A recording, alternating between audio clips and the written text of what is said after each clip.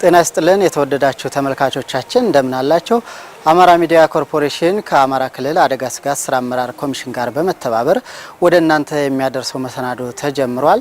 በዛሬው መሰናዷችን በምግብ ራስን መቻል እንዲሁም ደግሞ የሰብአዊ ድጋፎችን በራስ አቅም መሸፈንን በተመለከተ በደቡብ ወሎ ዞን የተሰሩ ስራዎችን ወደ እናንተ እናደርሳለን። የፕሮግራሙ አዘጋጅና አቅራቢ አንተነህ ጸጋዬ ነኝ። አብራችሁ እንድትቆዩ በአክብሮት እንጋብዛለን።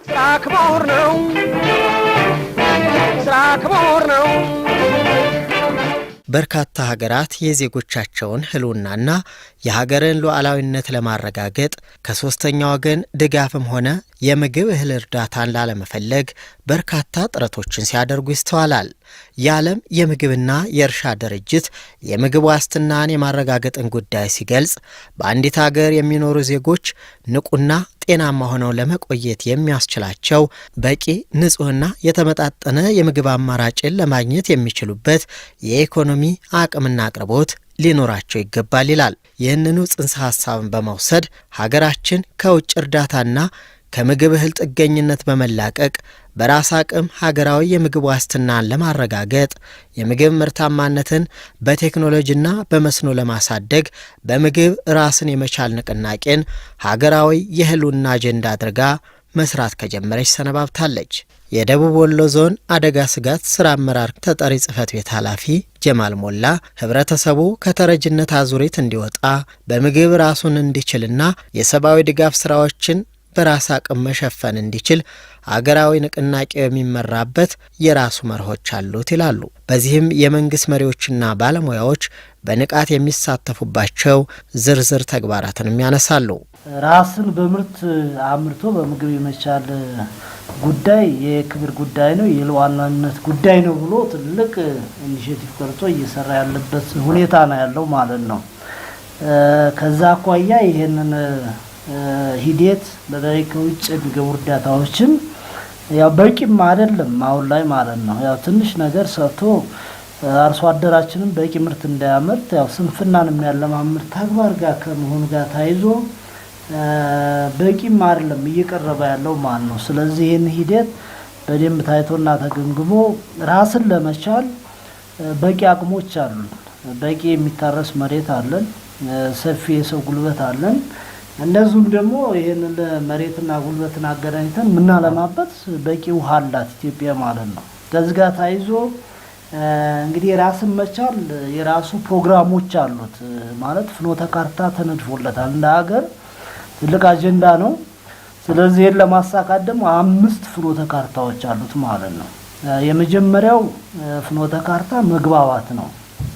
ስለዚህ በየደረጃው ያለ ከአመራሩ ጀምሮ እስከ ማህበረሰቡ መግባባት አለብን ማለት ነው። ስለዚህ ከተረጅነት መውጣት የህልውና ጉዳይ እንደሆነ፣ የክብር ጉዳይ እንደሆነ፣ የነጻነት ጉዳይ ነው የሚለውን ነገር በየደረጃው ያለ ማህበረሰብ ጋር መግባባት አለብን ማለት ነው። ስለዚህ በዛ ደረጃ እኛም እንደ ዞን አይ ቲንክ እቅድ ያቅደን በየደረጃው በየማህበረሰብ ዘርፉ የመግባባት ስራዎችን እየሰራን ነው። አመላካቹም የሂደቱም ማህበረሰቡ ላይ ልመና አጸያፊ እንደሆነ ስንፍናን የሚያበረታታ ተግባር እንደሆነ የመግባባት ስራ እየሰራ ነው። አሁንም በቂ ተግባቦት አለ ተብሎ አይወሰድም። ነገር ግን በየደረጃ ያለው ማህበረሰብ በደንብ ካወያየ ነው ይህን ተግባር የሚጸየፍበት ሁኔታ አለ ነው። እንግዲህ የመጀመሪያው ፍኖተ ካርታ የመግባባት ነው ማለት ነው። ሁለተኛው ማጥራት ነው። ያው ማጥራት ስንል አንድ 6 የማህበረሰብ ክፍሎች አሉ ወይም ታርጌት ኤሪያ ራስን መቻል አለብን ስንል በተገቢ መንገድ መረዳት ያለባቸው የህብረተሰብ ክፍሎች ደግሞ አሉ ማለት ነው። ለምሳሌ ተፈናቃይ አለ፣ የዕለት እርዳታ የሚፈልግ የማህበረሰብ ክፍል አለ ወይም ዝቅተኛ ነዋሪ አለ፣ የጎዳና ተዳዳሪዎች አሉ፣ የውጭ ሀገር ተመላሾች አሉ፣ የገጠርና የከተማ ሴፍቲኔት ተጠቃሚ ማህበረሰብ አለ። እነዚህ የማህበረሰብ ክፍሎች በተገቢ መንገድ የማጥራት ስራ መሰራት አለበት ነው ሁለተኛው ፍኖተ ካርታ ማለት ነው። ሪሊ የትኛው ነው መረዳት ያለበት መታገዝ ያለበት የሚለውን ነገር አሁን ባነሳዋቸው የማህበረሰብ ክፍሎች ኦሬዲ መጥራት አለበት። ሶስተኛው መዘጋጀት ነው። እንግዲህ የውጭ እርዳታን አስቀርተን ራሳችንን በምግብ እንችላለን ስንል ሰፊ መዘጋጀት ይጠይቃል ማለት ነው። በአስተሳሰብ ዝግጁ መሆን አለብን፣ በተግባርም እንደዚሁ ዝግጁ መሆን አለብን ማለት ነው። ስለዚህ ዝግጅት ስንል አንዱ በቂ ምርት ማምረት ነው። መሬት አለን ብለናል። ከዛ ጋር ታይዞ እነዚህ ማህበረሰብ ክፍሎች እርዳታን ስናስቀር ለነዚህ ማህበረሰብ ክፍሎች የሚሆን በቂ ምርት ማምረት አለብን ነው። ሶ ከኛም ዞን አኳያ እንደ ክልል ወደ 36000 ሄክታር መሬት ልየታ ተደርጎ ታርሶ ለዚህ ፕሮግራም እንዲውል እየተሰራ ነው። እንደኛ ዞንም 1500 ሄክታር መሬት ተለይቶ እየሰራን ያለንበት ሁኔታ ነው ያለው። ስለዚህ አንዱ ማምረት ነው፣ በቂ ምርት ማምረት ነው የሚለው ነገር ከመዘጋጀት ጋር ይያያዛል። ሁለተኛው ደግሞ ከማህበረሰቡ ማሳተፍ ነው። በአይነትም በገንዘብም እያሳተፍ መሄድ ያለብን ነው። ስለዚህ ሶስተኛው ፍኖተ ካርታ የመዘጋጀት የሚለው ነው። የአደጋ ፈንድ ፕሮግራምም እንደዚሁ እንደ ሀገር ተቀርጿል። እሱን አዘጋጅተን ሀብት የማሰባሰብ ስራ እየተሰራ ያለበት ሁኔታ ነው ያለው ማለት ነው። አራተኛው መቀናጀት ነው። አራተኛው ፍኖተ ካርታ መቀናጀት ነው። የምናቀናጀው አንደኛ አሰራርን እናቀናጃለን፣ ሁለተኛ ሀብቶችን እናቀናጃለን። ፕሮጀክቶች አሉ፣ አሁን ሀገር በቀል የሆኑ ፕሮጀክቶችም አሉ። እነሱን አቀናጅተን አሰራራችንን አቀናጅተን እነዚህ ማህበረሰብ ክፍሎችን በየደረጃው የተቋማት ቅንጅት ይጠይቃል። እነዚህን በዘላቂነት ከተረጅነት ለመውጣት አንዱ ማቀናጀት ነው። ስለዚህ አራተኛው ፍኖተ ካርታ ማቀናጀት የሚለው ፕሮግራም ነው ማለት ነው። አምስተኛውና የመጨረሻው ፍኖተ ካርታ ማሸጋገር ነው።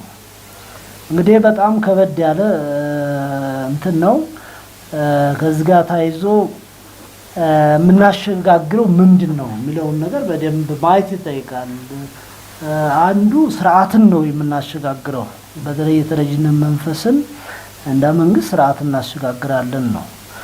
ሁለተኛው አካባቢንም እናሸጋግራለን ነው። በተለይ ከእርዳታ ታይዞ አንዳንዶቹ አካባቢዎች ጥሩ ገጽታ የላቸውም። ናሬሽናቸው ትንሽ ወጣ ያለ ነው። የኛ አካባቢ ደግሞ አሉ ከዚህ ጋር ይያዛልና ስለዚህ ይሄንን አካባቢና አካባቢ ማሸጋገር አለብን፣ ከእርዳታ ማውጣት አለብን የሚል ነውና እኛም አሁን ወረዳዎቻችንን በምርታማነታቸው ሌቨል ካራክተራይዝ አድርገን የትኛው ቀድሞ መሸጋገር አለበት የሚለውን ነገር በምርታማነታቸው ቶሎ ከእርዳታ መውጣት ያለበት የትኛው አካባቢ ነው መሸጋገር ያለበት በፌዝ የሚለውን ነገር አይተን እየሰራን ነው። ስለዚህ አካባቢ እንዳካባቢ ማሸጋገር ነው። ሌላው የምናሻግረው ተጠቃሚ ማሸጋገር ነው። ስለዚህ እነዚህ ዝቅተኛ ነዋሪ ወይም ደግሞ እርዳታ ፈላጊውን ከችግር እንዲወጣ የማሸጋገር ስራ እንሰራለን የሚል እነዚህ 5 ፍኖተ ካርታዎች ይዘን እየሰራን ነው። ኩራት ተሽሞት ብዙ ዘመን አልፏል። ይህም ለሀገራችን ድህነት አጥርፏል።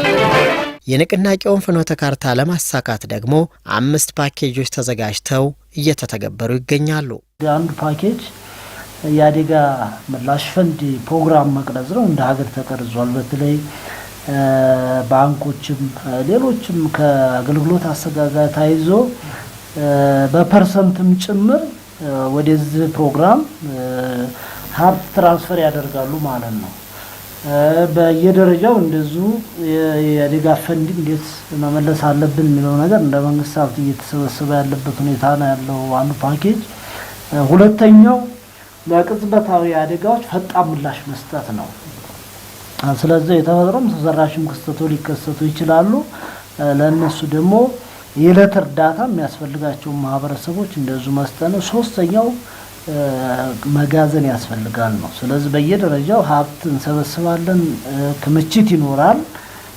የስትራቴጂክ ክምችትና የዕለታዊ ክምችት የሚባሉ ምርቶች አሉ። እነሱን ለመሰብሰብ ይሄንን ማድረግ ያለብን። ዋናው ደግሞ የፓኬጁ የቤተሰብና የማህበረሰብ አጋርነት የሚል አንድ ትልቅ ፓኬጅ ነው። ስለዚህ ደግሞ በየደረጃው ማህበረሰቡ ሀብት በራሱ ይሰበስባል። ማህበረሰቡ ትልቅ ኃላፊነት አለበት። ልምዶች አሉን እየተረዳዳ እንዲሄድ እነዚህን ፍኖተ ካርታዎች ለማሳካት ፓኬጆች አሉ። በዛ መሰረት ከነዚህ ይዘን እየሰራን ያለንበት ሁኔታ እንዳለ በደንብ ማየት ነው። ወገብህን ጠበቅ ክንድህን አጠንክር ከዚያም በሙሉ ልብ የድርሻህን ሞክ የቃሉ ወረዳ ግብርና ጽሕፈት ቤት ኃላፊ አሊ ኢብራሂም የአካባቢ ጸጋን መሰረት በማድረግ በክረምትና በበጋ የግብርና ስራዎች በዘመናዊ ቴክኖሎጂዎች ታግዘው ተግባራዊ እየተደረጉ ሲሆን በዚህም ተጨባጭ ውጤት እየተመዘገበ ነው ይላሉ። ከተረጂነት ወደ ምርታማነት ኢኒሼቲቭ መሰረት ተደርጎ እንደ ቃሉ ወረዳ ቶታሊ የፕሮዳክቲቭ ሴፍቲኔት ተጠቃሚ የነበሩ 29444 ሰዎች ሙሉ በሙሉ ሰኔ 30 ላይ 100% አስመርቀን ወረዳችንን ከተረጂነት ነፃ እናዋጣለን ነው ብቻ ሳይሆን 7428 እንዳልኩ ተመርቋል። ቀሪው 13220 ሰኔ ላይ ይመረቃል። ኦሬዲ ተመርቀዋል። ያውቅና ከመስጠት አንፃር ነው። ይሄ ማለት በወረዳው የሴፍቲኔት ተጠቃሚን ሰኔ 30 ላይ 100% ዜሮ እናደርጋለን። ወረዳችን ፍጹም ተረጂ አይደለም ማለት ነው። ከእለት እርዳታ ጋር ታይዞ የእለት እርዳታ ቅድም እንዳልኩ በተፈጥሮና በሰው ሰራሽ ምክንያት እጃቸውን ለእርዳታ የሚሰጡ ሰዎችን ለመመለስ ቅድም እንዳልኩት በወረዳው የተመረተ አለ፣ ከፕሮጀክት ድጋፍ የተደረጋለ። ይሄ በቂ አይደለም። ግን ያን ያህል የእርሻ መሬት ትርፍ መሬት ስለሌለ ያደረግነው ምንድነው በዚህ አይነት ምክንያት ሊጎዱ የሚችሉ ሰዎችን በራሳችን አቅም እንደ ወረዳ መቋቋምና መደገፍ ስላለብን በወረዳ ደረጃ ካሉት 37 ቀበሌዎች 11830 ኩንታል እህል መሰብሰብ አለብን ብለን አቅደናል። ከዚህ ውስጥ 50%ን አቺቭ አድርገናል። ቅድም ሀርቡ መጋዘን ላይ ቅድም አይታችኋል፣ ደጋም መጋዘን ላይ አይታችኋል። ስለዚህ 50%ን አቺቭ አድርገናል። ቀጣይ አመት ደግሞ አፈጻጸማችን በከፍተኛ ሁኔታ እናሻሽላለን ብለን እናስባለን። አምና 2017 ላይ 706 ኩንታል አካባቢ ነው የሰበሰብነው። ዘንድሮ ደግሞ ያው 50% የ11830 ኩንታሉን አቺቭ ያደረግንበት ሁኔታ ስላለ ማህበረሰባችንም ደግሞ ከተረጂነት ወደ ምርታማነት መዋጣው እህል ምንድነው ብሎ እንዳይደናገርና ምናልባችም እንደ አንድ የመልካም ማስተዳደር ችግር እያነሳ የግንዛቤ ክፍተት እንዳይኖር በወረዳ ደረጃ ይሄ አብይ ኮሚቴ የሁሉም ቀበሌ አስተዳዳሪዎች የዚህ ኮሚቴ አባል ናቸው።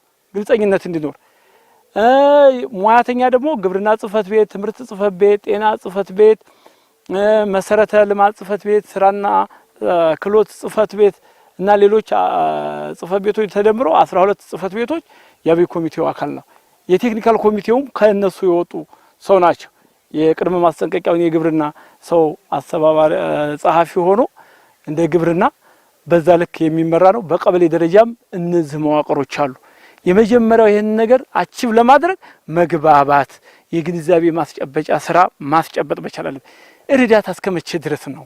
እርዳታ ለኛ ለኢትዮጵያኖች ወይ በእምነት ወይንም በሆነ ህገ መንግስታዊ የተደነገገ ነገር አይደለም። የመስራትና ያለ መስራት እንጂ መልካም አጋጣሚዎችን ገላልጦ በማሳየትና አቅጣጫ በማስቀመጥ ደረጃ በጣም እንደ ሀገርም በሰፊውና በትኩረት እየተሄደበት ስለሆነ እኛ እውነት ለመናገር የምንረዳም አይደለንም። የጊዜያችንን በአግባቡ ማኔጅ አድርገን መጠቀም ከቻል ሪሶርሶችን በአግባቡ በሚሰጠው አስተምሮት መሰረት አዳዲስ አሰራርና ቴክኖሎጂ የጉልበት ምርታማነትን በአግባቡ መጠቀም ከቻል በአጭር ሰዓት እንቀየራለን።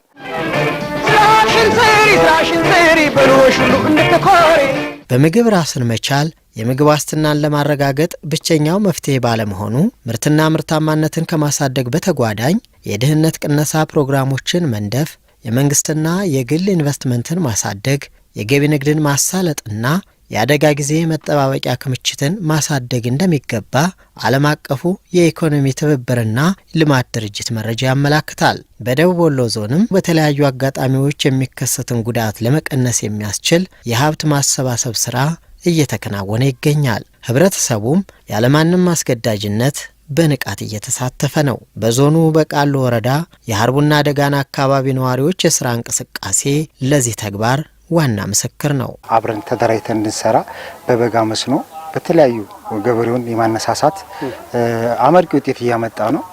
እንዲሁም ደግሞ በተረጂነት ደረጃ በብር ከግብር ጋር አብሮ እንዲሰባሰብ ተደርጎ ለተረጂዎች ራሳቸውን የሚችሉበት፣ በምግብ ደረጃ ደግሞ በየገበሬው በእያንዳንዱ ቤት በፈቃደኝነት እያንዳንዱ ገበሬ ሰብስበን አንድ ላይ በሀርቡ ከተማ አንድ ላይ ሰብስበን የምናስቀምጥበት ደረጃ አለ። አሁንም ተሰብስቧል። በምግብ ፍጆታ ቢያንስ እያንዳንዱ በጓሮ እንዲያለማ ተደርጎ በፌዴራል ደረጃ መጥተው የተጎበኘበት አጋጣሚ አለ። የተፈጥሮ የሰጠው ውሃ ነክ አካባቢ ነው። ስለዚህ ይህን ነገር ደግሞ ለህብረተሰቡ በደንብ መነገርም ስላለበት ካሁን በኋላ ደግሞ ይህን ነገር አጥብቆ እንዲሰራ ህጻናትን ከመመገብ ደረጃ ይህን ነገር አጥብቀን እንሰራለን። እርስ በራሳችን ለመተጋገዝ እህል ሰብስበን ጋር በመጋዘን ይገኛል። ካሁን በፊትም እንደዚሁ የተሰጠሉ ተሰብስቦ ወደ 7 ኩንታል የሚሆን ተረጅነትን ሰጥተናል ለተረጂዎች የዕለት ደራሽ እንዲሆን አሁንም ደግሞ በዘንድሮ አመት አሁን ወደ 40 ኩንታል የሚሆን በመጋዘናችን የሚገኛል። ጥሬ ብርም እንደዚሁ ከ50 ሺህ ብር በላይ የሚሆን በባንክ የተሰበሰበ ብር አለ፣ በአካውንት ተቀመጣለ።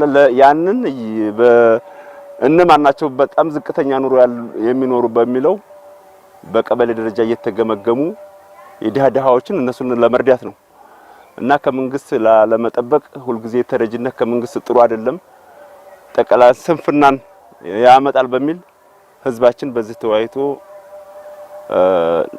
ራሳችን በመርዳት ያው ወገን ለወገን ደራሽ በሚለው ግንዛቤ ተፈጥሮልናል። በባለሙያዎች በግብርናው ደጋፊ አመራሮች በእነዚህ አማካይነት አሁን ለለት በድርቅ ሰዓት ቶሎ የሚፈጣን ዘሮችን ምርጥ ዘሮችን በማቅረብ በአመት 2 ጊዜ የሚያፈሩ የሚመረቱላቸው ምርቶች እየተጠቀምን ያለ ነው። በፊት መንግስት ይረዳን ነበር በሴፍቲኔት እንትን ብሎ ስራ ዘመቻ ምናምን በመስራት አሁን ደግሞ ተፋሰስና እንትን በሚሰራበት ሰዓት ላይ ህዝቡ በግሉ ለተለያየ ነገር ብርም የሆነ ነገር አዋጥቶ የምናስቀምጠውና እህል ቢያንስ አንድ ጎጥ በጎጥ ምናምን ተከፋፍለን አንድ ጎጥ ማሽላ፣ አንድ ጎጥ ጤፍ፣ አንድ ጎጥ ገብስ በቃ የተለያዩ የሰብል አይነቶችን እንትን ብለን እነዛን ነገር ወደ አስፈላጊ የሚባሉ ነገሮች ላይ እነሱን እያሰባሰብን የማቅረብ እንትኑ ላይ አለን። ደካማ ሰዎች ሰርቶ የማይበሉ ጉልበት የሌላቸው አይናቸው እንትን ያለ ሰዎችን ኢትዮጵያዊ እስከሆነ ድረስ ሁላችንም በአንድነት ያለንን እኔ ቢያንስ 50 ኪሎ ካለኝ ከ50 ኪሎ የተወሰነ ነገር ያም እንደዚሁ ሲያደርግ ለዛ ለደካማ ሰው ወይም ለዛ ታሞ ለተኛ ወይም ለዛ አቅም ለማይፈቅድ ሰርቶ መንቀሳቀስ ለማይችል ሰው ትልቅ ነገር ስለሆነ አንዳንድ ነገር አድርገን ከዛ ላይ ነው አሁንኛ መስጠት ያሰብነው በፍቃደኝነት ማለት ማንም ሳይጠይቀን ማንም ሳያስገድደን ለደሃዎች የሚደርስ በድርቅ ሰዓት የሚንረዳ ማሽላዎች እንዲሁም ሁሉም ያለውን ጤፍም ጭምር አሰባስበን አምና ከ70 ኩንታል በላይ ሰብስበን አሰራይተናል ማለት ነው። አሁን ዘንድሮ ደግሞ ከ40 ኩንታል በላይ ነው የተሰበሰበው ዘንድሮ ማለት ነው። አዎ በዚሁ በ019 አበቹ ማለት ነው እና በብርም ራሱ ጥሬ ገንዘብ ከ50 ሺህ ብር በላይ በባንክ አለ።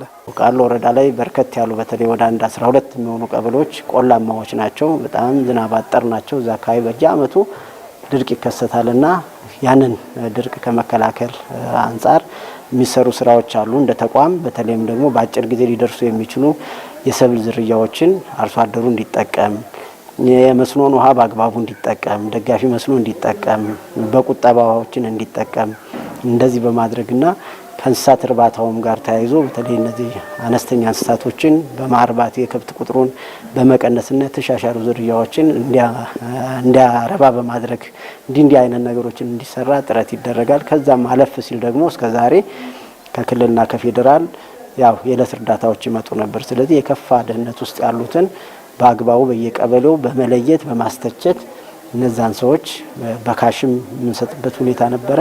እንደገናም ደግሞ የእህል ድጋፍ የሚደረግ ነበረ።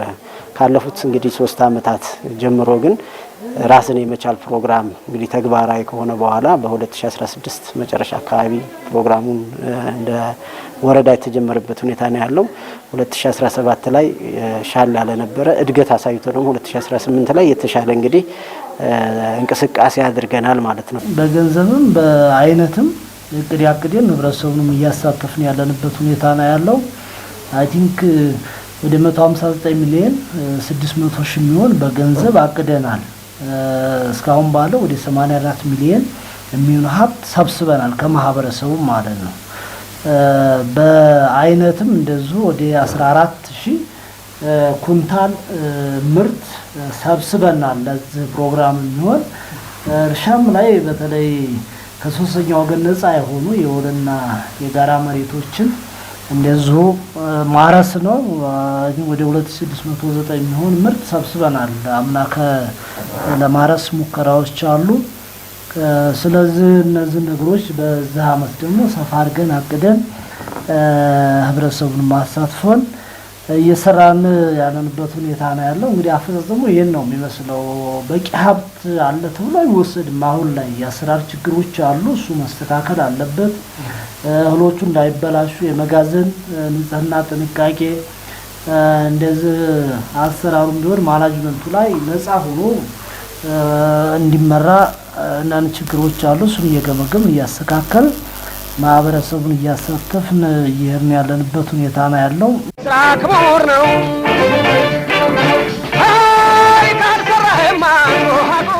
ይህ የተሰበሰበ ሀብት ለታለመለት ዓላማ ይውል ዘንድ ተገቢው አያያዝና ጥበቃ ያስፈልጋል። በደቡብ ወሎ ዞን ቃሉ ወረዳ የሰብል ልማት ባለሙያው ዳውድ ኢብራሂም የተሰበሰበው እህል በተለያዩ ምክንያቶች ለብልሽት እንዳይዳረግ በሳይንሳዊ መንገድ እንዲከማች ስለመደረጉ ነው የሚናገሩት።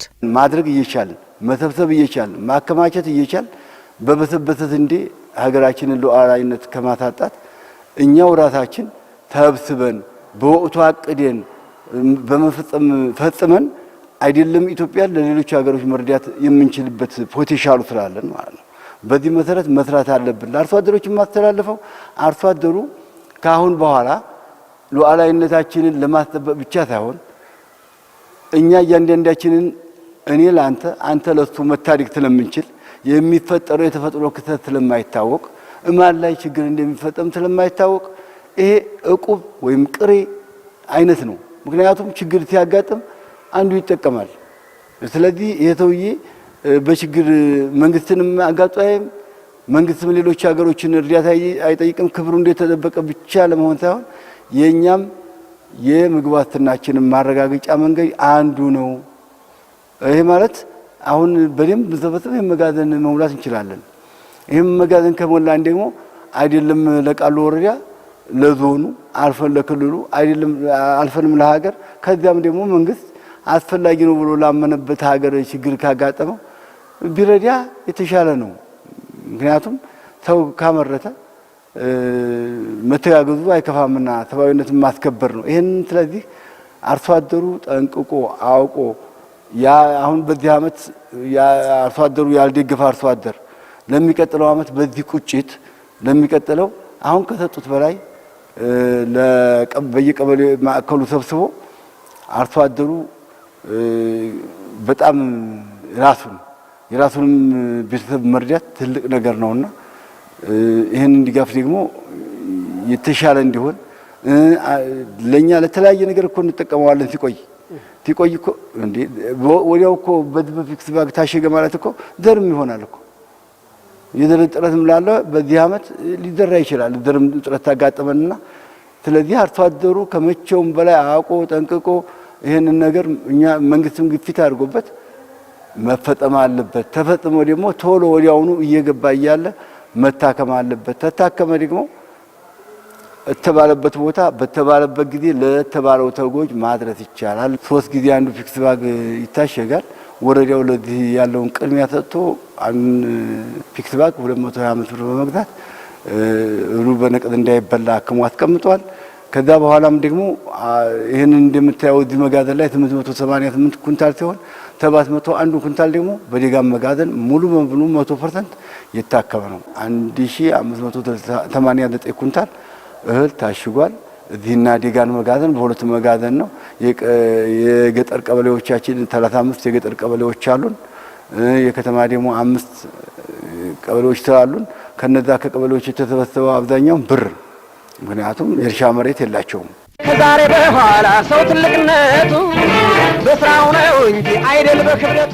የደቡብ ወሎ ዞን አደጋ ስጋት ስራ አመራር ተጠሪ ጽህፈት ቤት ኃላፊ ጀማል ሞላ ህብረተሰቡ በዚህ የሀብት ማሰባሰብ ተግባር በርካታ ተሞክሮዎችን እያገኘ ስለመሆኑ አስገንዝበዋል። ሰርቶ መለወጥ ጸጋው ያለን ከልመና መውጣት አንዱ የነጻነት ጉዳይ የክብር ጉዳይ መሆኑን ሰው ማህበረሰቡ እየደረጃው ያው ልመና አሳፋሪ ተግባር መሆኑን በደንብ ትምህርት ይወስድባታል።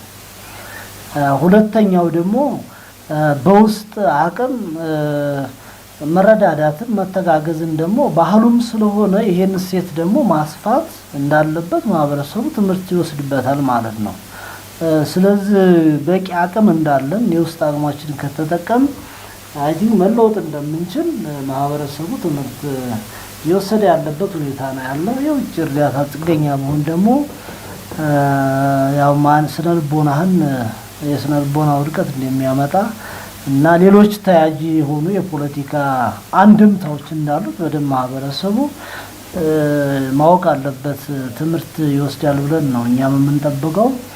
ከዛ አኳያ አሁን ላይ በጣም በሰፊው አሁን ስንዴን በቀላሉ በረሃ አካባቢ አያመርትም ነበር። የሚመጣልን ከውጭ ስንዴ ነው፣ በቀሎ ነው። ግን የኛ ሀገር ደግሞ ስንዴን አምርቶ ራስን መቻል እንደሚቻል በቂ ምርት ማምረት እንደሚችሉ በረሃማ አካባቢዎችም ጭምር ትምህርት እየወሰደ ነው ማለት ነው። ስለዚህ አንድ ወቅት ብቻ ማምረት ሳይሆን ሌሎች በልግንም የተፈጥሮን የከርሰ ምድር ውሃንም ጭምር እነዛን ተጠቅሞ ማልማት ከቻለ በእርግጠኝነት ሰፊ ምርት ማምረት እንችላለን፣ ሰፊ ሀብት አለን የሚለውን ነገር ይሄ በየአካባቢው ትምህርትም እየተወሰደበት ነው።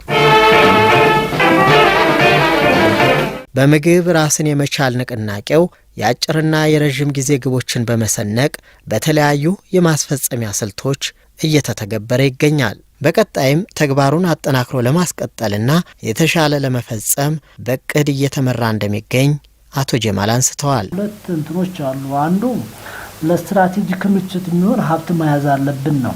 በተለይ ተፈጥሮ ድርቅ ሊከሰት ይችላል፣ ግጭት ሊከሰት ይችላል። ስለዚህ ሰርቫይቭ የምናደርግበት ራሳችንን እስከ 3 አመት የሚሆን ቢያንስ ማይበላሽ አንዱ ስትራቴጂ ክምችት የሚባል ፕሮግራም ነው። ሁለተኛው ደግሞ ለዕለት እርዳታ የሚሆን የማሰባሰብ ነው። ስለዚህ እነዚህ ሀብቶች በዛ መንገድ ለታለመላቸው አላማ እንዲውሉ እያደረግን ያለንበት ሁኔታ ነው ያለው። እንግዲህ ሁሉም ለነዚህ የማህበረሰብ ክፍሎች ይውላል ነው። ህብረተሰቡ ከዛ አኳያ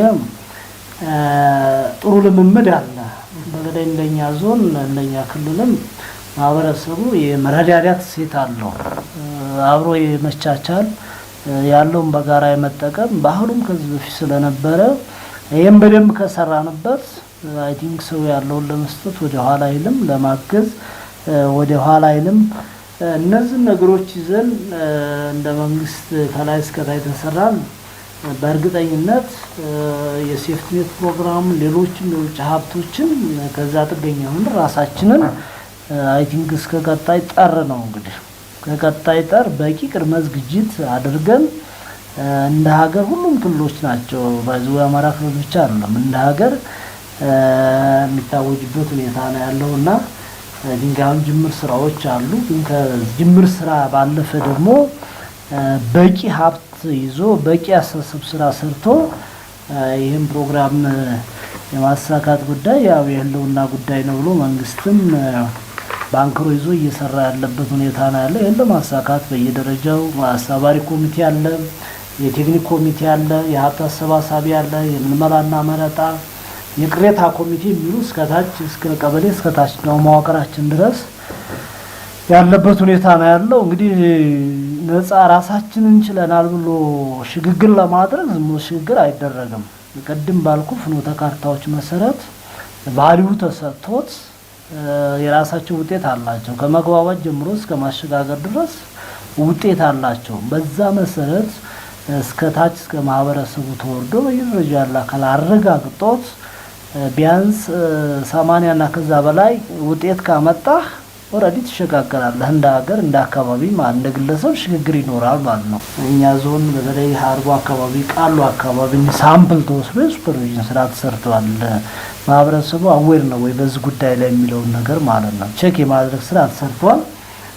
ጥሩ ጅምሮች አሉ። ግን በሁሉም አካባቢ ይሄንን ይዘን ደግሞ ሰፊ ርብርብ ማድረግ ከቻል አካባቢንም እንደ አካባቢ ሀገርንም እንደ ሀገር ግለሰብንም እንደ ግለሰብ ያው ማሸጋገር እንችላለን የሚል ሀሳብ ነው ያለኝ። አመሰግናለሁ። ስራ ክቡር ነው፣ ስራ ክቡር ነው። የተወደዳችሁ ተመልካቾቻችን አማራ ሚዲያ ኮርፖሬሽን ከአማራ ክልል አደጋ ስጋት ስራ አመራር ኮሚሽን ጋር በመተባበር ወደ እናንተ ያደረሰው መሰናዶ ይህን ይመስል ነበር። ስለነበረን ጊዜ ከልብ እናመሰግናለን። የፕሮግራሙ አዘጋጅና አቅራቢ አንተነህ ጸጋዬ ነበርኩ። ጤና ይስጥልኝ።